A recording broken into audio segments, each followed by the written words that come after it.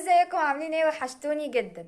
النهارده هعمل مقلب انا وخاله في خالته، علشان نجيب للناس اللي بيحصل فيها مقالب بسببها، نجيب لهم حقهم يعني. لان بجد هي مبهدله قرايبنا كلهم، مبهدلهم كلهم بجد يعني. الله يكون في عونهم، بيشربوا الخضه يعني. مش عارفه. فهنخضها. هي ما تعرفش ان ميشو معايا. فيعني هنخضها بقى بيه لانها بتخاف منهم جدا جدا.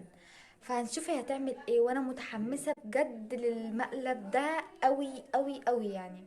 عايزين نشوف بقى هي هتعمل ايه. وما تنسوش قبل اي حاجه تعملوا لايك للفيديو وسبسكرايب للقناه. وبس كده. يلا تعالوا نشوف الفيديو، تعالوا نشوفوا المقلب.